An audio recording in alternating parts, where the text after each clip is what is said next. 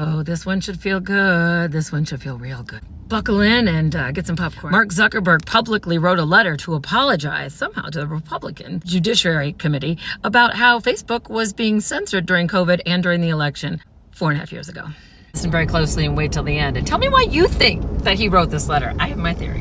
This is my reaction and I've sped it up so, for all the people with ADD, you can still get a good sense of the apology. I feel like this is an apology letter to me, Mark Zuckerberg. And I don't know if I accept yet. Let me read the letter. Meta CEO Mark Zuckerberg says senior Biden administration officials pressured Facebook to censor some COVID-19 content during the pandemic and vowed that the social media giant would push back if it faced such demands again. There's a lot of talk right now around the U.S. government interacting with companies like Meta, and I just want to be clear about our position. I'm sure he stayed up late writing this.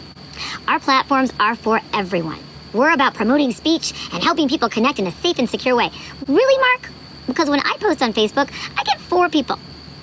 Somehow, I have 30,000 followers on TikTok. Tonight on this live stream, there's been 12,000 people that have watched. But I post something on Facebook, Mark Zuckerberg, and I get 4 people that have watched it. And maybe 1 like. And that's me. Because I'll always like my content. It's like an affirmation. Our platforms are for everyone. We're about promoting speech. It's so full of shit. As part of this, we regularly hear from governments around the world and others with various concerns around public discourse and public safety. Oh, for your health and safety, for your health and safety, for your health and safety, for your health and safety. In 2021, senior officials from the Biden administration, including the White House, repeatedly pressured our teams for months to censor certain COVID-19 content, including humor and satire, and expressed a lot of frustration with our teams, and we didn't agree. I wonder what repeated pressure is from the White House. Is that like Hillary Clinton pressure, or is that just like encouraging pressure? I don't know. Ultimately, it was our decision whether or not to take the content down. Zuck, it's never been your decision, okay? And we own our decisions, including COVID-19 related changes we made to our enforcement in the wake of this pressure. I believe the government pressure was wrong, and I regret that we were not more outspoken about it at the time. Oh, do you? Really?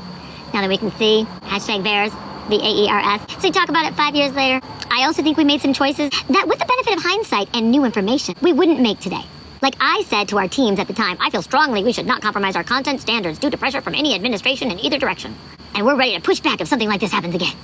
In a separate situation, the FBI, he's taken on the FBI, warned us about a potential Russian disinformation operation about the Biden family in the lead up to the 2020 election. That fall, when we saw a New York Post story, because we know they haven't been bought out by anyone, New York Post is so authentic and real, reporting on corruption allegations involving then Democratic President nominee Joe Biden's family, we sent that story to fact checkers. Did you? Did you, Mark? Did you send it to fact checkers? Can you give me those names? Like they're just random fact checkers. Who are your fucking fact checkers, Zuck? Sent the story to fact checkers, he won't tell who, for review, and temporarily demoted it while waiting for a reply from the fact checkers that he won't say who they are. It's since been made clear, 5 years later, the reporting was not Russian disinformation. Oh my God, you kidding me? You mean we blamed Russia and they didn't do it? What? This is so... Turns out it wasn't Russia. Retrospect, we shouldn't have demoted the story. Really? Who are your fact checkers, Zuckerberg? For instance, we no longer temporarily demote things in the U.S. while waiting for fact checkers. They don't do that anymore. He's learned. Last paragraph. Apart from content moderation, I want to address the contributions I made during the last presidential cycle. Something going on here. He must have been forced to write this apology letter because now he's basically saying, I want to address the last presidential cycle to support electoral infrastructure. The idea here was to make sure local election jurisdictions across the country had the resources they need to help people vote safely during a pandemic. You can go to Walmart. You can go to the liquor store. You can go to church. You can gather with friends or go to the beach. You can't vote. For your safety, for your safety, for your safety, for your safety. Boy, he must have been put against the wall to write this. I made these contributions through the Chan Zuckerberg Initiative. His wife is Chan. He's Zuckerberg Initiative. Never heard of that. They were designed to be nonpartisan, spread across urban, rural, and suburban communities. Still, despite the analysis I've been showing, I know some people believe this work benefited one party over the other. Because it did. Because a little initiative that you put in a trust fund, like Bill and Melinda Gates Trust and all these trust foundations that billionaires do, which, by the way, start a trust because you can and you won't get taxed. Notice a lot of rich people have those trust foundations. Still, despite the analysis and this Chan Zuckerberg Initiative, I've been showing to be neutral and not play a role one way or the other, or even to appear to be playing a role. So I don't plan on making a similar contribution this cycle. It seemed like me and my wife and that initiative was leaning towards the left, but ain't gonna happen now.